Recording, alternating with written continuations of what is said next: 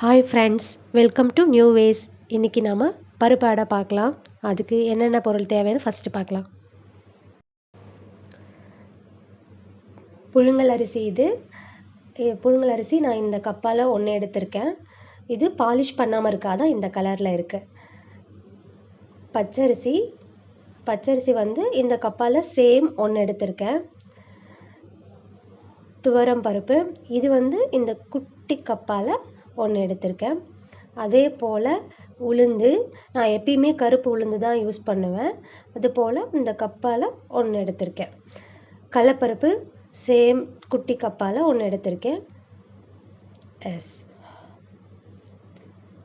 பாசிப்பருப்பு சேம் இதே கப்பால் 1 எடுத்திருக்கேன். எல்லாத்தையும் 4 hours ஊற வச்சு க்ளீன் பண்ணி வச்சுருக்கேன். அரைச்சாச்சு. அரைக்கும்போது இதில் 3 காஞ்ச மிளகாவும் பெருஞ்சீரகமும் ஆட் பண்ணியிருக்கேன். இப்போ நம்ம ஆனியன் தாளிக்க போகிறோம். அதுக்கு கருவேப்பிலை, ஒரு 5 ரெட் சில்லி வச்சுருக்கேன்.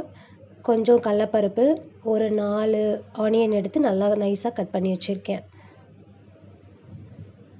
ஸ்டவ் ஆன் பண்ணிவிட்டு ஒரு பாத்திரத்தில் 3லிருந்து 4 ஸ்பூன் ஆயில் வச்சுக்கோங்க.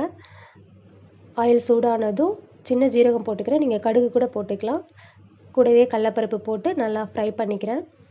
கொஞ்சம் ஃப்ரை ஆனதும் கூடவே ரெட் சில்லிஸ் ஆட் பண்ணிக்கிறேன்.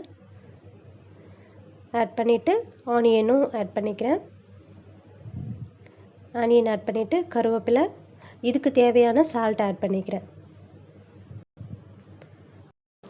ஸ்டவ் ஆன் பண்ணிவிட்டு தவா ஹீட் ஆனதும் மாவு ஊற்றுறேன். மாவுக்கு தேவையான சால்ட் வந்து நான் மாவு அரைக்கும் போதே கல் உப்பாக ஆட் பண்ணிக்கிட்டேன். ஸோ நீங்கள் அப்போயே ஆட் பண்ணிக்கோங்க. தென் தவா யூஸ் பண்ணுறத விட தோசை கல் யூஸ் பண்ணுங்கள். அது கொஞ்சம் நல்லாயிருக்கும் அடைக்கு.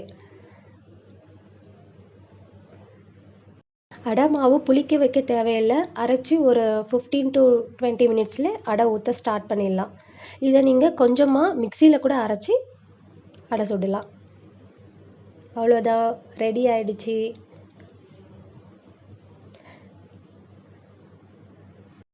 அடை ரெடி. இதுக்கு நான் தால் வச்சு சாப்பிட போகிறேன். இதுக்கு தேங்காய் சட்னி, புதினா சட்னி நல்லாயிருக்கும். ட்ரை பண்ணுங்கள். தேங்க்யூ ஃபார் வாட்சிங்.